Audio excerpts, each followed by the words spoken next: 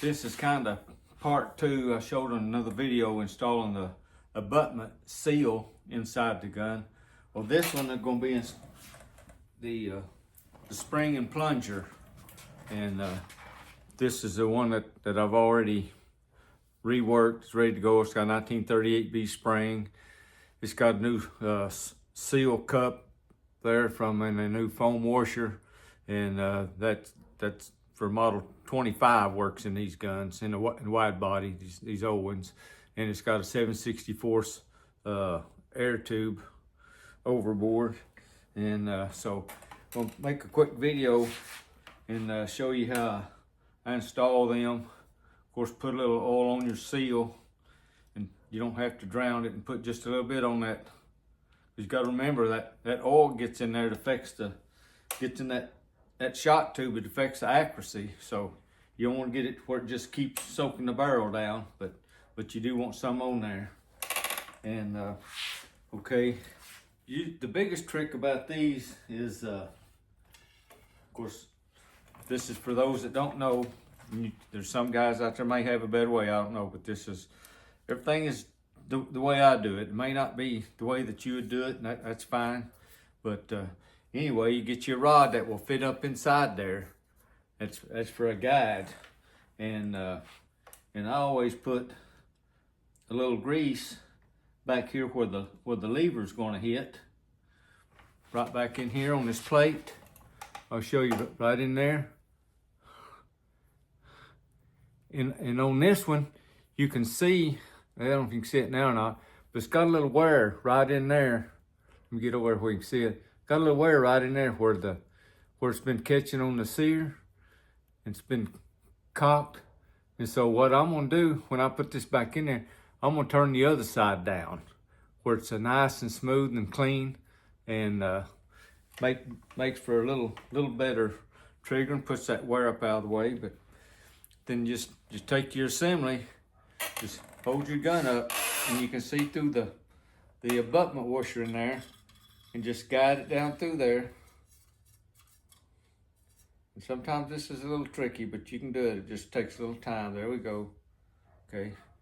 And I just turn her upside down. Look at this and see which side I want down toward the trigger. And that looks like it right there.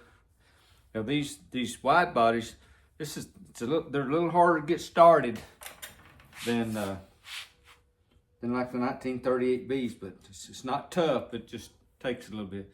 And then just take and just shove on up in there, and then the rod should be coming out. See the rod still? So we're going up through there, okay? Just pull your rod out,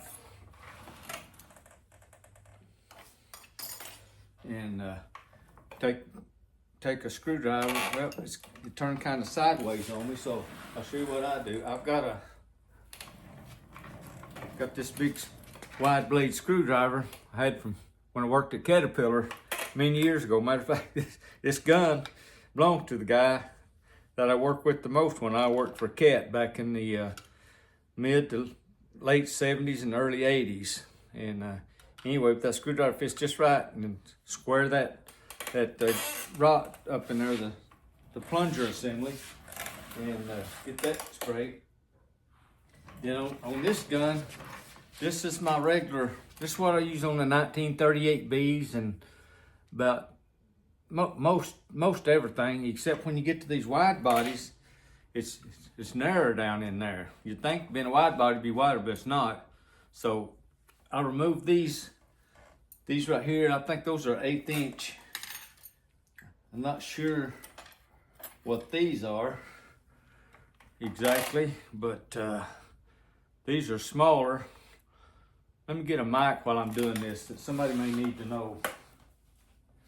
These rods that I use on the wide bodies, you notice they're a little longer too, and these are 1/8 inch right here. These are 1/8 inch, and these others, I guess, the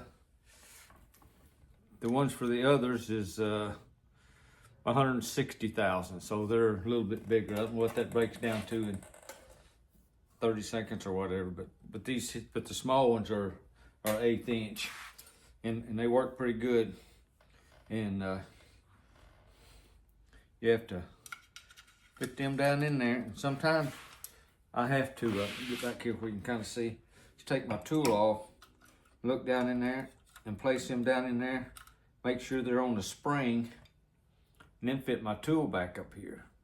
But like I say, they're a little different. And let me find my spring anchor. Okay, now here's my spring anchor. And remember, if you can see that, yeah, that curved part will be facing you when you put it in. It'll go just like this.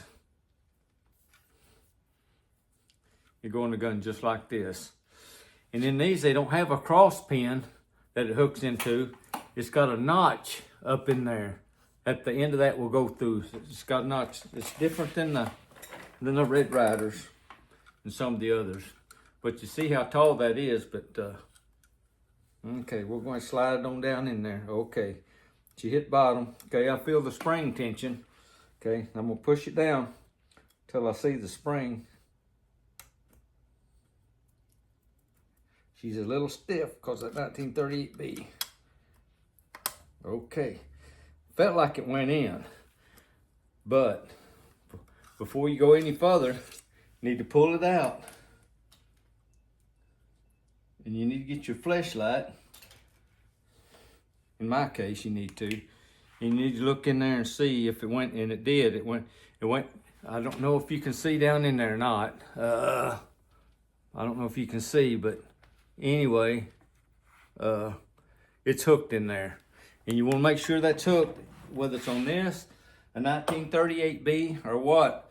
Because if it's not hooked behind there and you cock and fire it, you got a problem. So it can be overcome, but it's just something that you can avoid by just simply looking and make sure that spring anchor is hooked behind the pin or in the slot where it's supposed to be on these wide bodies. But anyway, there we go. We got that installed, got that much done. The old Model 96 is looking pretty good. We're progressing right along. All right, thank you. Hope that helps.